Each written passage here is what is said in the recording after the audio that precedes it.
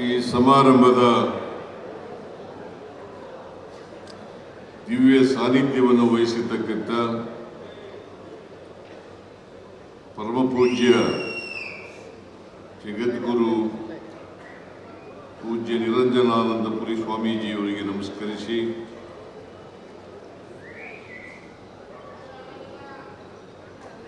ಪರಮಪೂಜ್ಯ ಈಶ್ವರಾನಂದಪುರಿ ಸ್ವಾಮೀಜಿಯವರಿಗೆ ನಮಸ್ಕರಿಸಿ,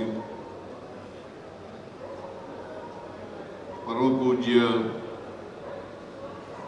ಶ್ರೀ ಶಾಂತಿವೀರ ಮಹಾಸ್ವಾಮಿಗಳಲ್ಲಿ ನಮಸ್ಕರಿಸಿ,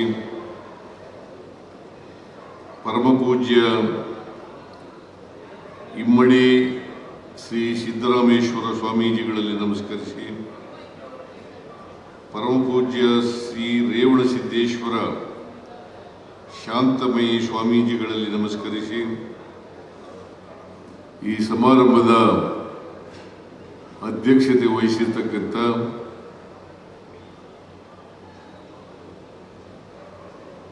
ಗ್ಯಾರಂಟಿ ಯೋಜನೆಗಳ ಅನುಷ್ಠಾನ ಸಮಿತಿಯ ಅಧ್ಯಕ್ಷರಾದಂಥ ಮಾಜಿ ಸಚಿವರು ಆದಂಥ ಶ್ರೀ ಎಚ್.ಎಂ. ರೇವಣ್ಣನವರೇ,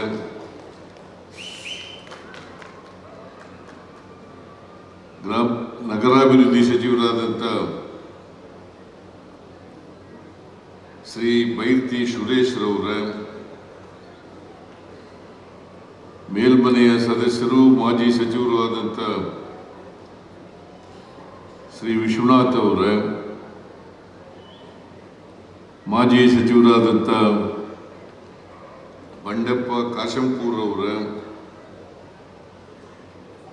ಶಾಸಕರಾದಂಥ ರಾಘವೇಂದ್ರ ಹಿಟ್ನಾಳ್ ಅವರೇ, ಮಾಜಿ ಮಂತ್ರಿಗಳು ಶಾಸಕರು ಆದಂಥ ಬಸವರಾಜ್ ಶಿವಣ್ಣನವರೇ, ಮಾಜಿ ಮೇಲ್ಮನೆಯ ಸದಸ್ಯರಾದಂಥ ಶ್ರೀ ಹುಲಿ ನಾಯ್ಕರ್ ಅವರೇ, ಮಾಜಿ ಸಚಿವರಾದಂಥ ಶ್ರೀ ಆರ್ ಶಂಕರ್ ಅವರೇ, ಶಾಸಕರಾದಂಥ ಮಂಜುನಾಥ್ ಅವರೇ, ತರೀಕೆರೆ ಶಾಸಕರಾದಂಥ ಶ್ರೀನಿವಾಸ್ ಅವರೇ,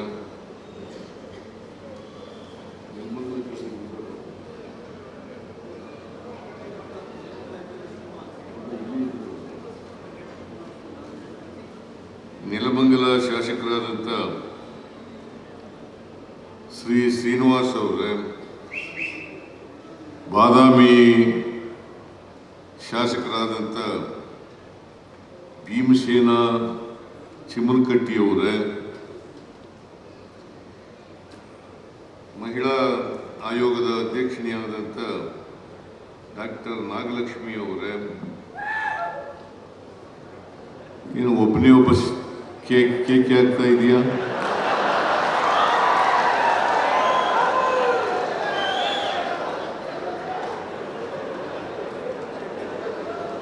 ವೇದಿಕೆ ಮೇಲಿರ್ತಕ್ಕಂಥ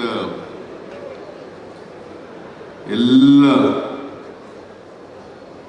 ಆಹ್ವಾನಿತ ಗಣ್ಯರೇ, ಇಲ್ಲಿ ಸೇರಿರ್ತಕ್ಕಂಥ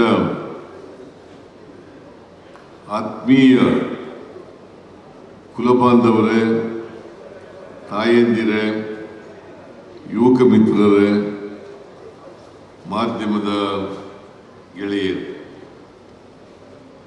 ಇವತ್ತು ಕಾಗಿನೆಲೆ ಗುರುಪೀಠದ ಶಾಖಾ ಮಠ ಬೆಂಗಳೂರಿನಲ್ಲಿ ನಿರ್ಮಾಣ ಮಾಡಿ ಅದರ ಉದ್ಘಾಟನೆ ಮಾಡ್ತಾ ಇದ್ದೀವಿ. ನಾನೇ ಈ ಮಠಕ್ಕೆ ಶಂಕುಸ್ಥಾಪನೆಯನ್ನು ಮಾಡಿದ್ದದ್ದು ಮತ್ತು ಅನೇಕ ಜನ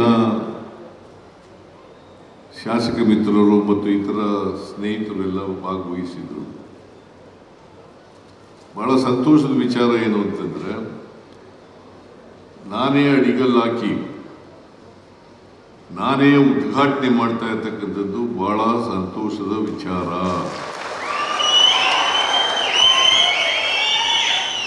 ಈ ಶಾಖಾ ಮಠವನ್ನ ಅತ್ಯಂತ ಸಂತೋಷದಿಂದ ಉದ್ಘಾಟನೆ ಮಾಡಿದ್ದೇನೆ ಅಂತೇಳಿ ಘೋಷಣೆಯನ್ನ ಮಾಡ್ತಾ ಇದ್ದೇನೆ.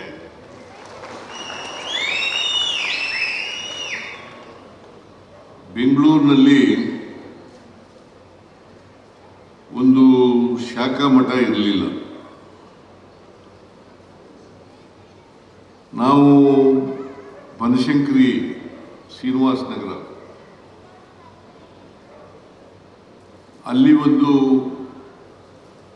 ಕಟ್ಟಡವನ್ನು ನಿರ್ಮಾಣ ಮಾಡಿದ್ದೆ. ಈಗಲೂ ಕಟ್ಟಡ ಇದೆ. ಈ ಶ್ರೀನಿವಾಸ ನಗರದಲ್ಲಿ ಸ್ವಾಮೀಜಿಗಳು ಬಂದರೆ, ಯಾಕಂದರೆ ಕಾಗಿನೆಲೆನಲ್ಲಿ ಇರ್ತಕ್ಕಂಥದ್ದು ಗುರುಪೀಠ. ಇಲ್ಲಿ ಬೆಂಗಳೂರು ಬಂದರೆ ಅವರು ಉಳ್ಕೊಳ್ಳಿಕ್ಕೆ ಒಂದು ಜಾಗ ಬೇಕು ಅಂತೇಳಿ ಆ ಭವನವನ್ನು ನಿರ್ಮಾಣ ಮಾಡೋದು. ಆಮೇಲೆ ಅಲ್ಲಿ ಯೋಗ್ಯ ಅಂತೇಳಿ ಕಾಣಿಸ್ಲಿಲ್ಲ. ಹಾಗಾಗಿ ಇಲ್ಲಿ ಒಂದು ಬೆಂಗಳೂರಿನಲ್ಲಿ ಮಠ ಬೇಕಾಗಿತ್ತು. ಕಾಗಿನೆಲೆ ಗುರುಪೀಠದ ಸ್ವಾಮೀಜಿಗಳು ನಿರಂಜನಾನಂದಪುರಿ ಸ್ವಾಮೀಜಿಯವರು ಮಹೇಶ್ ಅವರನ್ನ ಭೇಟಿ ಮಾಡಿ, ಮಹೇಶ್ ಅವ್ರ ಮನೆಗೆ ಊಟಕ್ಕೂ ಹೋಗಿದ್ದೆ. ನಾನು ಶಂಕುಸ್ಥಾಪನೆ ಮಾಡಿದಾಗ ಇವತ್ತು ಮಾಡಲ್ಲ ಅಂತ ಅವ್ರಿಗೆ ಹೇಳಿದ್ದೀನಿ. ನೀನು ಊಟಕ್ಕೆ ಕರೆದಿದ್ಯಾ? ಅವ್ರಿಗೆ ಹೇಳಿದ್ದೀನಿ.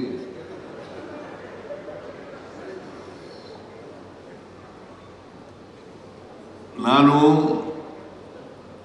ಊಟ ಮಾಡ್ತಿದ್ದೆ, ಆದರೆ ಬೇರೆ ಫಂಕ್ಷನ್ ಇರೋದ್ರಿಂದ ಮಾಡೋಕ್ಕಾಗ್ತಾ ಇಲ್ಲ.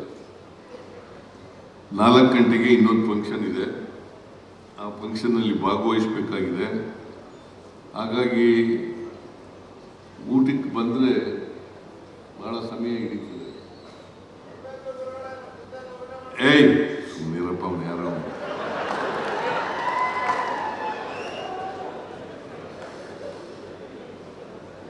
ಊಟ ಮಾಡಕ್ಕೆ ತೊಂದರೆ ಇಲ್ಲ ಪಾಪ. ಎಲ್ರಿಗೂ ಅಡುಗೆ ಮಾಡಿಸ್ಕೊಂಡಿದ್ದಾನೆ. ಎಲ್ಲರೂ ಒಂದು ಮನವಿ ಏನಪ್ಪ ಅಂತಂದ್ರೆ, ನಾನು ಬರಲಿಲ್ಲ ಅಂತ ಅಲ್ಲಿ ಹೋಗದೆ ಇರಬೇಡಿ, ಎಲ್ಲರೂ ಹೋಗಿ ಊಟಕ್ಕೆ. ಎಲ್ರಿಗೂ ಅಡುಗೆ ಮಾಡಿಸಿದ್ದಾನೆ ಪಾಪ. ಇದು ಇಲ್ಲಿ 1 ಎಕರೆ ಜಾಗವನ್ನ ಅವರು ಕೊಟ್ಟಿದ್ದಾರೆ. ಬಹಳ ಕಾಸ್ಟ್ಲಿ. ಸುತ್ತಮುತ್ತ 1 ಎಕರೆ ಜಮೀನು ಅಂತಂದ್ರೆ 10 ಕೋಟಿ ರೂಪಾಯಿಗೂ ಹೆಚ್ಚಾಗ್ತದೆ. ಅಲ್ವೇನಪ್ಪ ಸುರೇಶ?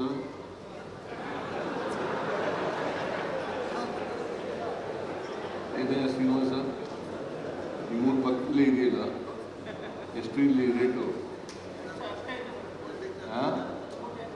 10 ಕೋಟಿ ಆಗುತ್ತೆ. 10 ಕೋಟಿ ರೂಪಾಯಿಗಳ ಆಸ್ತಿಯನ್ನ ಮಠಕ್ಕೆ ಉಚಿತವಾಗಿ ಪೂಜ್ಯ ನಿರಂಜನಾನಂದಪುರಿ ಸ್ವಾಮೀಜಿಯವರಿಗೆ ಕೊಟ್ಟಿದ್ದಾರೆ.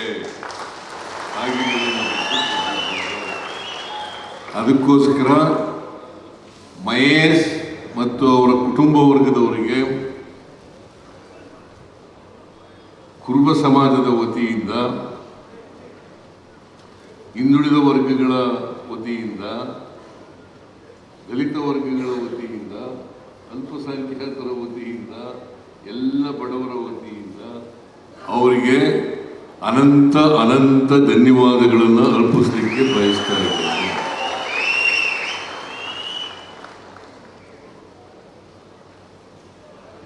ಕಾಗಿನೆಲೆ ಗುರುಪೀಠದವರು ನಿರಂಜನಾನಂದಪುರಿ ಸ್ವಾಮೀಜಿಯವರು ಯಾವುದೇ ಕಟ್ಟಡವನ್ನು ಕಟ್ಟಬೇಕಾದ್ರೆ ಬಹಳ ವೇಗವಾಗಿ ಕಟ್ತಾರೆ. ಹೆಚ್ಚಿನ ವಿಡಿಯೋಗಳಿಗೆ ಪ್ರತಿಧ್ವನಿ ಯೂಟ್ಯೂಬ್ ಚಾನೆಲ್ ಸಬ್ಸ್ಕ್ರೈಬ್ ಮಾಡಿ, ಬೆಲ್ ಐಕಾನ್ ಕ್ಲಿಕ್ ಮಾಡಿ.